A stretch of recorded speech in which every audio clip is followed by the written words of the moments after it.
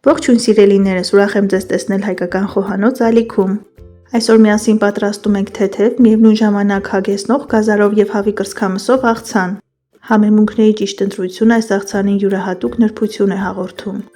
Պատրաստեք այս աղցանը եւ վայելեք համերի կատարյալ համադրությունը։ Նախ 3 խոշոր գազար անց ենք կացնում քերիչով, այնպես որ ստանանք այսպիսի երկար տաշեղներ։ Թավայի մեջ լցնում ենք մի փոքր բուսայուղ եւ տապակում ենք գազարը 2-ից 3 րոպե։ Գազարը երկար չենք տապակում, այն պետք է մի փոքր խրխրթան մնա։ Աղցանին յուրահատուկ համային երանգներ հաղորդելու համար ավելացնում ենք մի փոքր իմբիր, աղացած համեմի սերմ եւ աղ։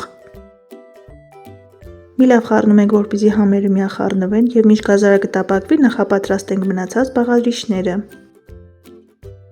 Մեզ անհրաժեշտ է թույլ աղաջրի մեջ խաշած 400 գրամ հավի կրծքամիս։ Հավի միսը պատարագաղների օգնությամբ կամ ձեռքերով մարացնում ենք։ Միսը շատ բարակ մարաթելերի բաժանել պետք չէ։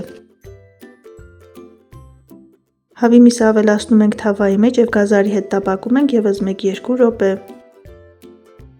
Նման ձևով պատրաստված աղցանը ունենում է ավելի հագեցած համ։ Սիրելիներս, եթե նոր եք միացել հայկական խոհանոց ալիքին, խնդրում եմ բաժանորդագրվեք եւ սեղմեք զանգակ կոճակը, որպեսզի բաց չթողնեք հայկական խոհանոցի համեղ եւ հետաքրքիր բաղադրատոմսերը։ Անջատում ենք կրակը, այս ամենը լցնում ենք մեկ այլ ափսեի մեջ եւ թողնում ենք հովանա։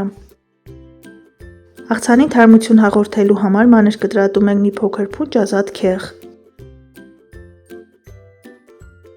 Էլ ինչ հավի կրծքամսով եւ գազարով աղցան առանց ընկույզի, կարծես թե այս 3 բաղադրիչներ ստեղծվել են միմյանց համար։